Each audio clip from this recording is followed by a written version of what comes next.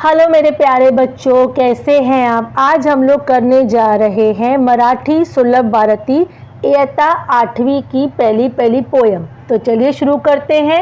आम्ही चालवू हा पुढे वारसा।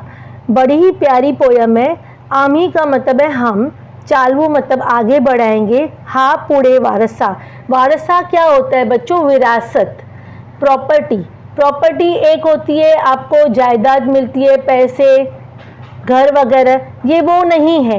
ये प्रॉपर्टी, ये वारसा वो है जो हमें गुरु देता है शिक्षा के रूप में। तो यहाँ पे कवि बोल रहा है कि हमें जो शिक्षा मिलेगी गुरु के द्वारा, उस शिक्षा के खजाने को हम आगे की जो पीढ़ी है, आने वाली पीढ़ी है, उसको देंगे। विरासत जो हमें मिली है वो हम आगे बांटेंगे। तो ये पोयम का मतलब है। तो चलिए शुरू करते हैं। कवि हैं जगदीश खेबुड़कर। 1932 में उनका जन्म हुआ है। 2011 को उनकी डेथ हुई है। प्रसिद्ध कवि, प्रसिद्ध मराठी कवी, साहित्यक, गीतकार, मराठी चित्रपट सृष्टीसाठी त्यांनी मोठ्या प्रमाणावर गीतांचे लेखन केले आहे। बच्चों यहाँ पे बता रहे हैं, ये जो कवि हैं जगदीश खेबुड़कर बहुत ही ज़्यादा प्रसिद्ध मतलब फेमस मराठी के कवि हैं, साहित्यकार हैं, गीतकार मतलब जो सॉन्ग्स लिखते हैं वो हैं, और जो मराठी में जो सॉन्ग्स वगैरह होते हैं, बड़ी बड़ी जो है फिल्मों के गाने उन्होंने वो सब लिखे हुए हैं। त्यांनी लिहिलेले गीते अत्यंत लोकप्रिय आहेत। मतलब उन्होंने जो गाने लिखे हैं, फिल्मों के लिए भी गाने लिखे हैं, वो बहुत ज़्यादा फेमस हुए हैं। त्यांनी सुमारे 325 मराठी चित्रपटांसाठी गीते लिहिली आहेत। मतलब उन्होंने लगभग, सुमारे मतलब लगभग 325 मराठी फिल्मों के गाने लिखे हैं। त्यांनी 25 पटकथा व संवाद। त्यांनी 25 मतलब 25, पटकथा मतलब होता है बच्चों स्क्रिप्ट। कोई भी पिक्चर बनती है तो उसकी स्क्रिप्ट होती है, कहानी होती है, पटकथा होती है, वो भी वो लिखते थे। संवाद मतलब डायलॉग। तो ये जो कवि है फिल्मों के लिए स्क्रिप्ट भी लिखते थे और डायलॉग भी लिखते थे। 50 लघु कथा मतलब छोटी छोटी, लघु मतलब छोटी, तो छोटी छोटी कथाएं भी उन्होंने 50 मतलब 50 लिखी हुई है। 5 नाटकें मतलब 5 नाटक भी उन्होंने लिखा हुआ है। दूरदर्शन मालिका, दूरदर्शन पे जो डेली सोप्स होते हैं, सीरियल्स होते हैं, वो भी इन्होंने लिखे हुए हैं। टेलीफिल्म यासाठी लेखन केले आहे। मतलब टेलीफिल्मों के लिए उन्होंने लेखन मतलब राइटिंग वो भी की हुई है। तो ये जो कवि है बहुत बड़े कवि है जिन्होंने फिल्मों के लिए गाने लिखे हैं, स्क्रिप्ट लिखी है और डायलॉग्स लिखे हैं, दूरदर्शन के सीरियल लिखे हैं, टेलीफिल्म्स की राइटिंग की है। तो बहुत ज़्यादा इन्होंने लिखा हुआ है।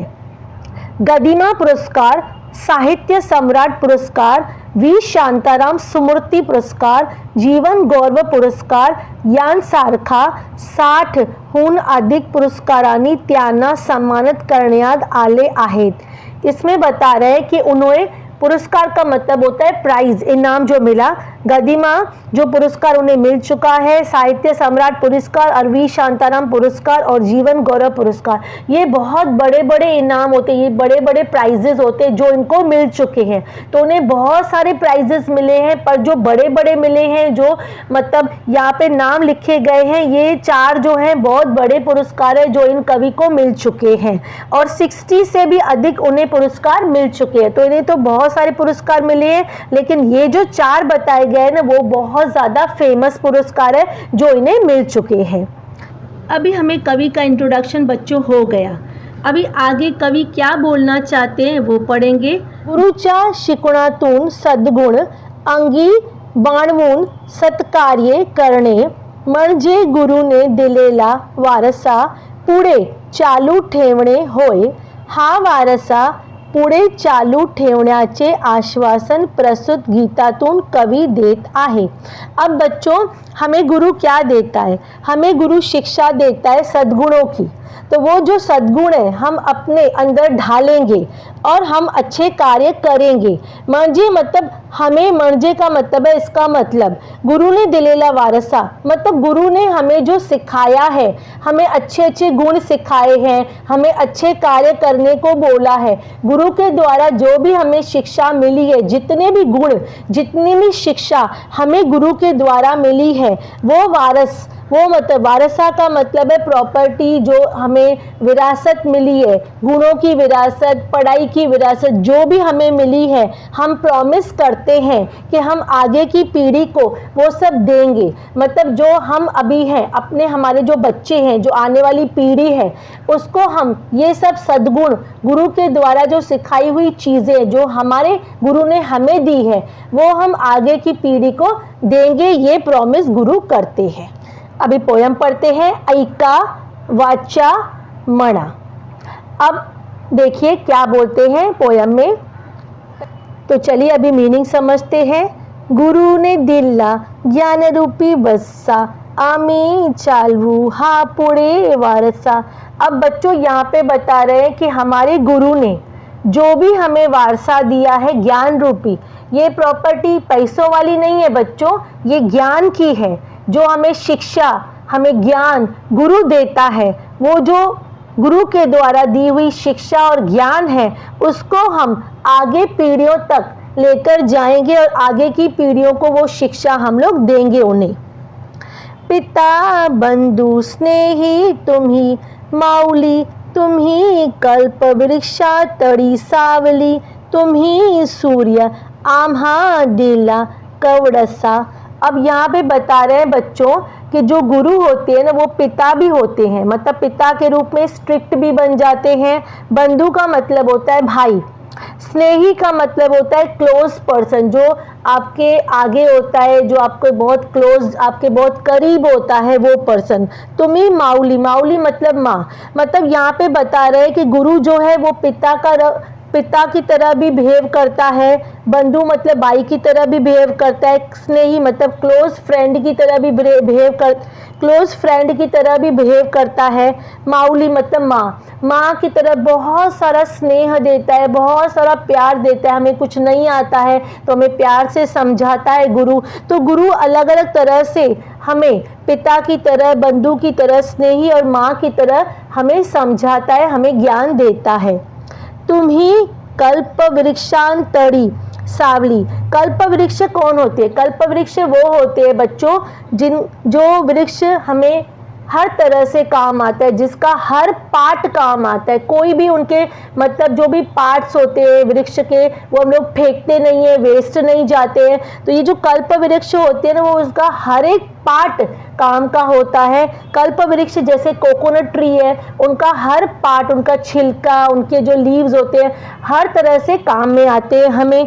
तो ये जो गुरु है, यहाँ पे जो गुरु है, उनकी जो कंपैरिजन की गई है, उनको कंपेयर किया गया कल्प वृक्ष के साथ, उनकी सावली मतलब छांव के साथ। तो जो गुरु है वो हमारे लिए कल्प वृक्ष के समान है, जिनकी दी हुई शिक्षा हर तरह से, उनके दिए हुए हर मतलब जो हमें शिक्षा देते हैं, हर ज्ञान जो देते हैं, हर चीज़ जो हमें बताते हैं, वो हर तरह से हमें काम की है। कल्प वृक्ष की सावली की तरह है गुरु की शिक्षा। तुम ही सूर्य अमा दिला कवड़सा। अब मतलब यहाँ पे बता रहे हैं कि गुरु जो है वो एक सूर्य की तरह है। सूरज खुद में सूरज है, उसमें इतनी शक्ति है, उसमें इतनी लाइट है, उसमें इतना पावर है। और हमारे लिए बताया गया है कवड़सा मतलब सनरेज। जैसे बंद रूम होता है, उसमें एक रे आती है, किरण आती है और फैल जाती है, वैसे ही यहाँ पे गुरु को बताया गया है। गुरु हमारे लिए सूरज के समान है, बहुत पावरफुल, बहुत रोशनी वाला, बहुत ज्ञान देने वाला है। और हम जो है सनरेज है, जो उनसे ज्ञान मतलब उनसे निकली हुई सूरज की जो किरणें हैं, कहाँ से निकलती है? सूरज से निकलती है। तो गुरु सूरज है और हम जो हैं वो सूरज की किरणें हैं। जिथे काल अंकुर बीजा तले, तिथे आज वेलीवर ही फूले, फलद्रूप हा वृक्ष वहावा तसा।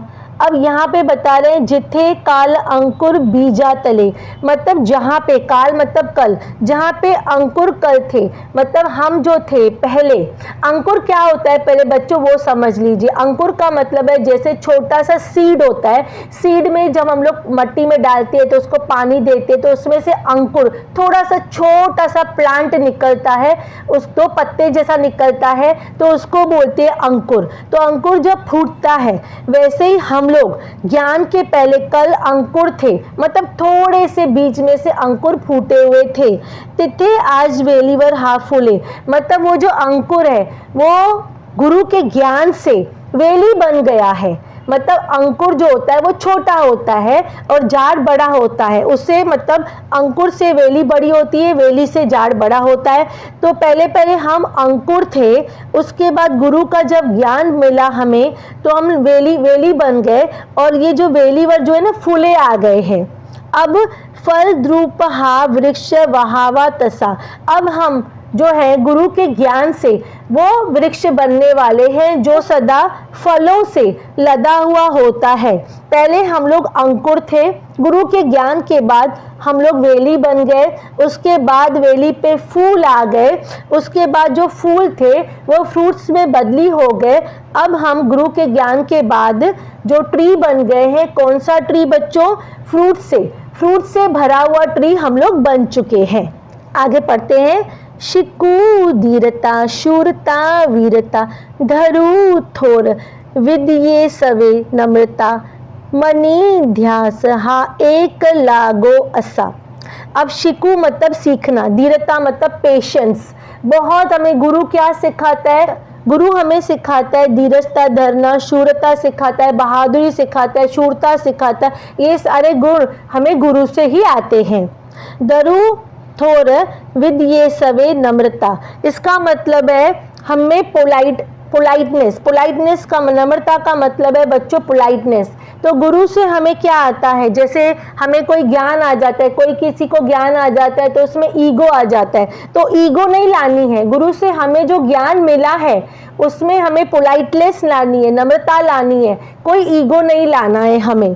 मनी ध्यास हा एक लागो असा, मतलब हम अपने मन में ये एक ही चीज बिठा के रखेंगे। क्या बिठा के रखेंगे? कि गुरु की शिक्षा से हमें धीरज धरने को सीखना है, शूरता सीखनी है, वीरता सीखनी है। ये सारे गुण जो हमने गुरु से लिए हैं वो अपने में हमें यूज करने हैं, और हमें नम्रता से काम लेना है, कोई रूड नहीं बनना है, ईगो नहीं लानी है। ये सारी चीज़ें हम अपने मन में धरेंगे और हम ये सारी चीज़ें करके दिखाएंगे।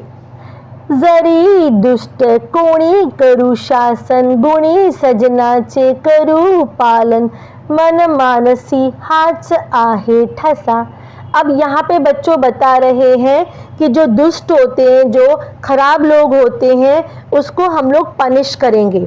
मतलब जो दूसरों के ऊपर अत्याचार करते हैं, जो इलिटरेट होते हैं, पढ़े लिखे नहीं होते हैं, उनके ऊपर कोई अत्याचार करते हैं, जैसे गांव में होते हैं ना, बहुत गरीबों पे अत्याचार होते हैं, तो ऐसे दुष्ट इंसान को पनिश करेंगे हम लोग। गुणी सजनाचे करू पालन, मतलब जो अच्छे लोग हैं, जो हेल्प करते हैं दूसरों को, हमेशा सबके काम आते हैं, उनको हम लोग प्रोटेक्ट करेंगे। पालन मतलब प्रोटेक्ट करना, बचाव करना। अच्छे लोगों का बचाव करेंगे और बुरे लोगों को पनिश करेंगे हम।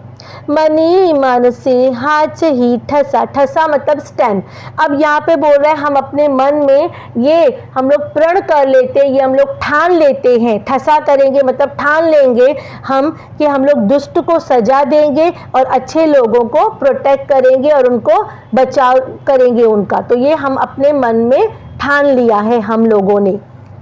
तुझी त्याग सेवा फळा ही अशी, तुझी कीर्ती राही दाही दिशी, अगा पुण्यवंता बलिया मानसा। अब यहाँ पे बच्चों बता रहा है कि जो गुरु होता है ना, बहुत त्याग देता है, सेवा करता है, तब जाके वो गुरु बनता है। मतलब गुरु बनने के लिए हमें जो वो शिक्षा देता है तो उसको पहले उसके लिए गुरु को बहुत त्याग करनी पड़ती है, बहुत तपस्या करनी पड़ती है। तो ये सारे जो उसने त्याग और तपस्या किया है गुरु ने हमारे लिए, तो उसका फल उसको ज़रूर मिलेगा।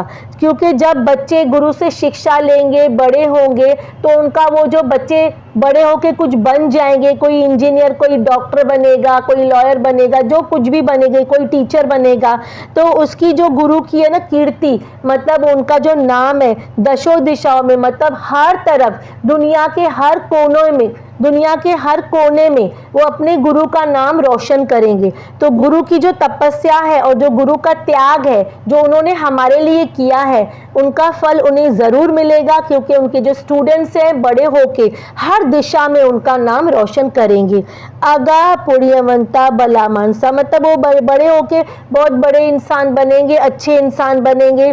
तो बच्चों, इस पोयम का यही मतलब है, जो हमें गुरु से मिला है, जो हमें शिक्षा गुरु से मिली है, उस शिक्षा को हम अपने तक नहीं रखेंगे, हम आगे की जो आने वाली पीढ़ी है उसको भी वो विरासत देंगे। जो गुरु से हमें गुण मिले हैं, ज्ञान मिला है, वो हमारे बच्चों को, आने वाली आगे पीढ़ी को हम लोग ज़रूर देंगे। तो कैसा लगा वीडियो? अच्छा लगा हो तो प्लीज़ लाइक शेयर सब्सक्राइब कर दीजिएगा। और बच्चों, ये पोयम थोड़ी डिफ़िकल्ट है, एक बार में आपको समझ में नहीं आएगी, तो अगर बार बार आप वीडियो को 3-4 बार चला के देखेंगे तो आपको अच्छे से पोयम समझ में आ जाएगी। ऐसे डिफ़िकल्ट नहीं है, पर आप समझेंगे तो आ जाएगी आपको। तो मिलते हैं अगले वीडियो में, तब तक के लिए बाय। पढ़ते रहिए, खुश रहिए।